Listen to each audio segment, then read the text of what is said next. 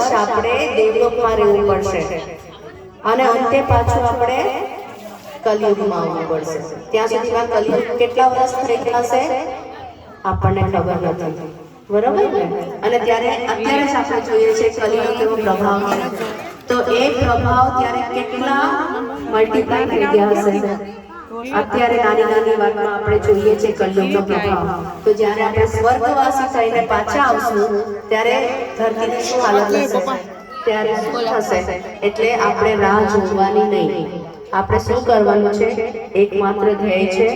એ ધ્યેય ઉપર પહોંચવા માટે જે બી વસ્તુની જરૂર છે તે આપણે કરીશું.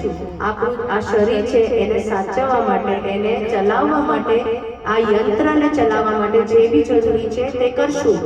પણ ધ્યેય શું છે? ભગવાન પાસે ગાડી છે. આ શું છે? આપણી ગાડી છે, કાર છે. તો કાર વડે આપણે ક્યાં જવાનું છે? ગાડીને આપણે લઈએ છીએ તો ક્યાંય જવા માટે તો લઈએ છીએ ને. તો એ આ ગાડી છે અને એની અંદર કોણ બેઠું છે? ડ્રાઈવર કોણ છે? આત્મા છે.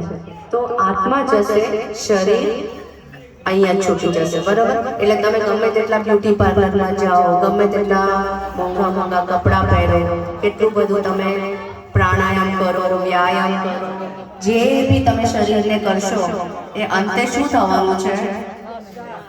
અહીંયા કપડાં ઉતારીને જવાનું છે, એની જેમ જ શરીર છોડીને જવાનું છે.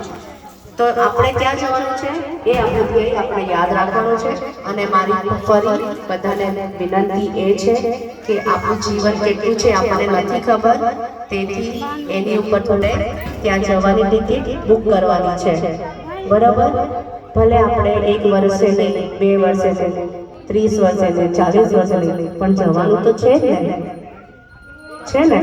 તો આપણે ઓપન ટિકિટ લઈ રાખીએ તો સારું કે નહીં? આપણે ઓપન ટિકિટ લેવાય કે નહીં? હા, અત્યારે લેશું તો સસ્તામાં થઈ જશે, મોડું કરશું તો મોંઘું પડશે, બરોબર? ટિકિટ ઓપન ટિકિટ અત્યારે કરાવી લો સસ્તામાં. અને ટિકિટ બુક કરાવવા માટે આપણે ઓનલાઈન કરી નાખો. હરે કૃષ્ણ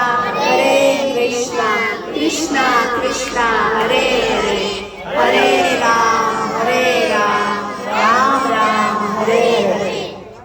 આનાથી જોરથી બોલી શકશો આપણે બધા હૃદયથી?